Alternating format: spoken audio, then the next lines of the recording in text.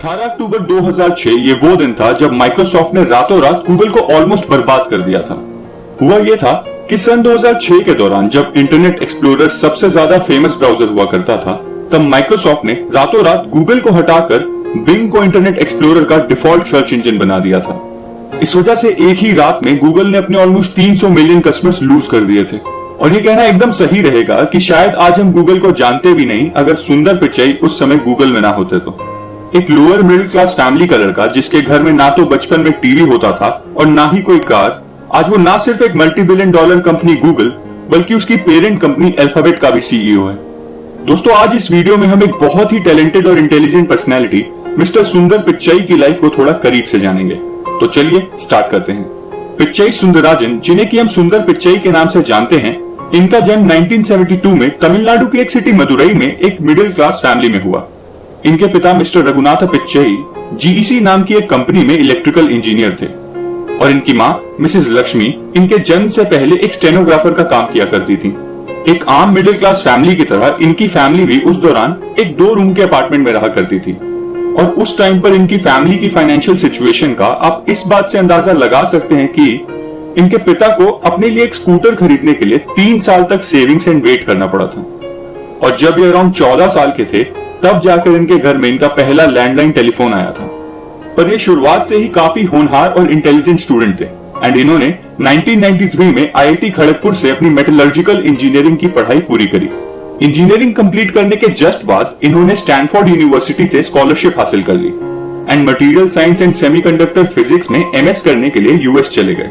दोस्तों, मैं आपको बताना चाहूंगा कि उस टाइम पर इनकी यूएस की फ्लाइट का खर्चा इनके डैड की ऑलमोस्ट 1 साल की सैलरी के बराबर था, पर फिर भी इनकी फैमिली ने इनको सपोर्ट किया और ये यूएस पहुंच गए। उस टाइम इनका प्लान ये था कि ये एमएस की डिग्री पूरी करते ही फिर पीएचडी की पढ़ाई शुरू कर देंगे, पर फिर इन्होंने बीच में ही वो आइडिया ड्रॉप कर दिया और 1995 में स्टैनफोर्ड से एमएस की डिग्री लेने के बाद अप्लाइड मटेरियल्स नाम की एक कंपनी में as a engineer and product manager काम करने लगे।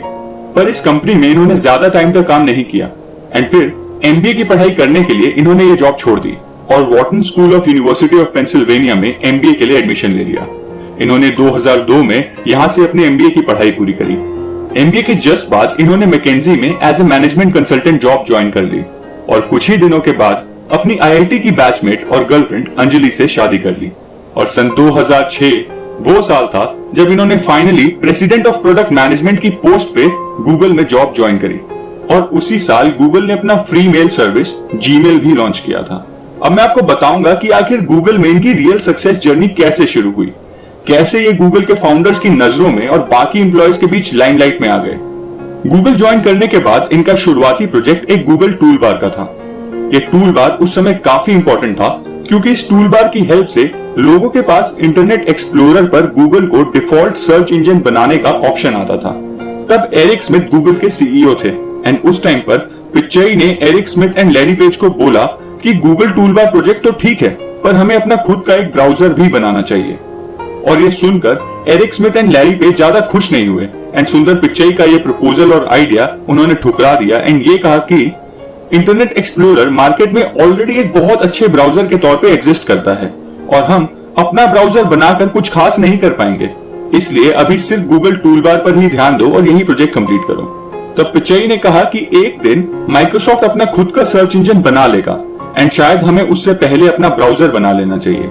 बट उनकी इस बात पर भी एरिक एंड लैरी ने ज्यादा ध्यान नहीं दिया एंड उन्हें सिर्फ गूगल टूलबार पर ही फोकस करने को कहा। पर उसके बाद फिर पिच्चई ने ये टॉपिक कभी नहीं छेड़ा एंड बस गूगल टूलबार के प्रोजेक्ट पर ही काम करते रहे। फिर एक दिन वही हुआ जो सुंदर पिच्चई ने बहुत पहले ही कह दिया था। माइक्रोसॉफ्ट ने रातों रात इंटरनेट एक्सप्लोरर से गूगल को हटाकर बिंग को डिफॉल्ट सर्च इंजन बना दिया एंड ठीक एक ही रात में गूगल ने अपने 300 मिलियन कस्टमर्स लूज कर दिए।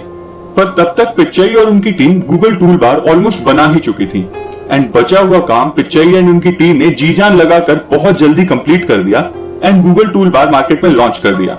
इससे लोगों के पास एक ऑप्शन आ जाता था जिससे वो वापस गूगल को अपना डिफॉल्ट सर्च इंजन बना लेते थे। इस टूलबार से गूगल को काफी मदद मिली एंड खोए हुए 80% कस्टमर्स भी गूगल के पास वापस आ गए। पर तब तक Larry Page and Eric Schmidt को सुंदर पिच्चई की वैल्यू समझ आ गई थी एंड लोग इन्हें एक विजनरी प्रोडक्ट मैनेजर के टैग से भी जानने लगे थे। इस इंसिडेंट ने एरिक एंड लैरी पेज को फाइनली सुंदर का प्रपोजल मानने के लिए मजबूर कर दिया और फिर गूगल क्रोम की शुरुआत हुई। और 2008 में सुंदर पिच्चई की मैनेजमेंट के अंदर उनकी टीम ने गूगल क्रोम लॉन्च कर दिया और ये अपने आप में एक ग्रैंड सक्सेस रहा, क्योंकि कुछ ही टाइम के अंदर ये वर्ल्ड का मोस्ट यूज्ड वेब ब्राउजर बन गया था। गूगल के इस प्रोडक्ट से सुंदर पिच्चई को इंटरनेशनली बहुत रिकॉग्निशन मिली और 2008 में ही इन्हें vice president of product development की पोस्ट पे प्रमोट कर दिया गया, जिसके बाद ये गूगल को रिप्रेजेंट करते हुए हर प्रोडक्ट लॉन्च पर स्टेज पर नजर आने लगे। 2012 में इन्हें senior vice president of Chrome and apps की पोस्ट पर भी प्रमोट कर दिया गया और बस एक ही साल बाद इन्हें एंड्रॉइड के प्रोजेक्ट को भी लीड करने की जिम्मेदारी दे दी गई, जहां इन्होंने एंड्रॉइड 1 की शुरुआत करी एंड 5 बिलियन लोगों तक इस ओएस को पहुंचाया। और बहुत ही कम टाइम में सुंदर पिच्चई को दोबारा प्रमोट करके हेड ऑफ प्रोडक्ट्स की पोस्ट दे दी गई 2014 में। इस टाइम पर सुंदर पिच्चई को ऑलमोस्ट हर दूसरी बड़ी कंपनी से ऑफर आने लगे थे एंड यहां तक कि इन्हें ट्विटर से भी ये ऑफर आया कि ये हेड ऑफ प्रोडक्ट्स की पोस्ट पे ट्विटर को ज्वाइन कर लें एंड कुछ टाइम बाद इन्हें ट्विटर के सीईओ की पोस्ट के लिए भी कंसीडर किया जाने लगा।